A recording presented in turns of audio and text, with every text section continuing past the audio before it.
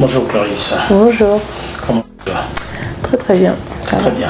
Ça va. Alors c'est la reprise. Oui, c'est la reprise depuis bien plus d'un mois quand même. Plus d'un mois. Oui, plus d'un mois.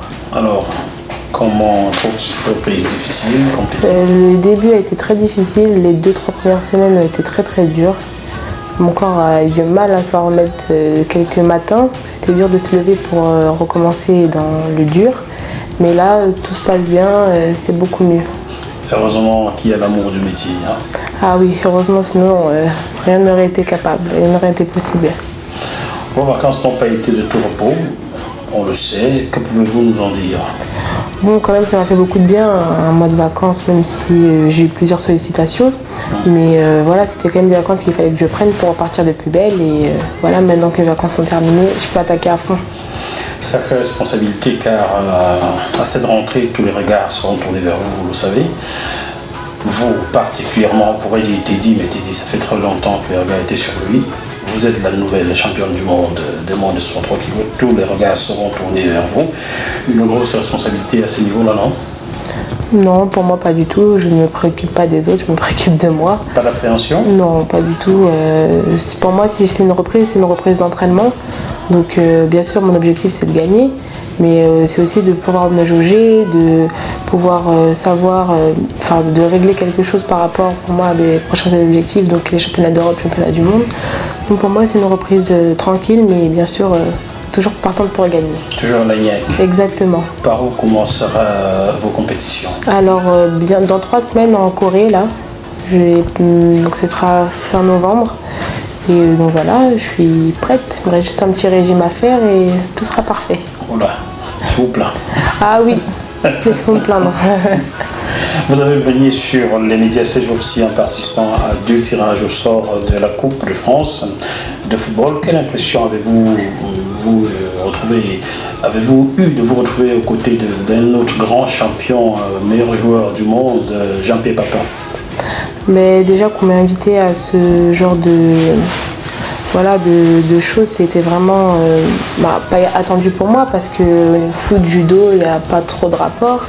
Après voilà, quand on m'invite à des événements comme ça, pour moi c'est de répondre présente et j'ai bien aimé l'accueil. J'avais un autre œil au niveau footballistique et ça m'a permis d'avoir un autre œil plus positif au niveau de cet événement-là. Et voilà, bien sûr, Jean-Pierre Papin, c'est vraiment quelqu'un d'exceptionnel et il est resté très très bien dans son âme. J'ai vu que vous avez échangé de numéro de téléphone. J'ai pas filmé cette séquence, mais j'ai vu. Donc, vous êtes devenus peut-être copains avec Jean-Pierre Papin. Oui, voilà. Après, je vais pas l'harceler tous les jours, lui non plus. Et après, si j'ai quelque chose à lui demander, je pense que des places au niveau du foot pour regarder quelques matchs, je pense que ça sera pas de refus. Mais sinon, j'ai été contente d'avoir fait sa connaissance en tout cas. En tant que grande patronne de l'équipe des filles aujourd'hui du judo français, vous avez sans doute appris les performances d'une de vos coéquipières, Sarah Loco, qui risque de jouer désormais pour la Belgique. Qu'est-ce que cela vous inspire? Moi je suis contente pour elle parce que déjà pour en arriver là, elle a dû vraiment prendre sur elle. Elle est passée par plusieurs péripéties et j'espère que ça va être bon pour elle. On n'est pas encore sûr, mais dès qu'elle me dira, je ferai un petit signe et je me dirai qu'elle s'est battue pour une bonne cause. On ira peut-être la rencontrer en ce moment-là, quand elle vous le dira. Exactement. Mais très bien, il y a une autre de vos copines. Cette semaine, elle est chargée pour l'équipe de France de judo. Vous savez que votre coéquipière et amie, Priscilla Neto, moins de 52 kg, qui est à Levallois, est engagée au Grand Slam d'Abu Dhabi. Première grande compétition de la saison. Elle n'a pu combattre parce qu'elle avait un surpoids, un problème que vous avez eu il n'y a pas longtemps. Qu'est-ce que cela vous fait d'apprendre qu'elle a connu ces mêmes problèmes alors qu'elle aurait pu être avertie, étant donné que sa copine qui est de vous avait déjà connu cela?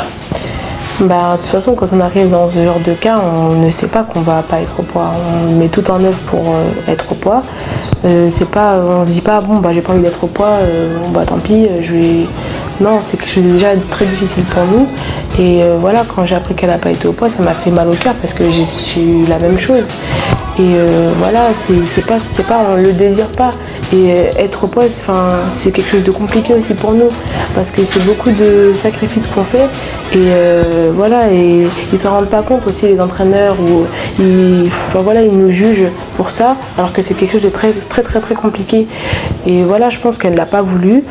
Et donc justement, il faudrait la soutenir dedans et de lui apporter d'autres aides que de mettre des sanctions, quoi. Ah, on pourrait lui imaginer un destin comme le vôtre, hein. Ne pas compétir aujourd'hui parce qu'on est en surpoids et demain être champion du monde. Oui, bien sûr, ça c'est ce que je lui souhaite et je sais qu'elle peut le faire en tout cas. Et nous, ce que JMTV Plus vous souhaite, c'est bonne saison. Ramenez-nous d'autres médailles. Merci beaucoup, c'est gentil.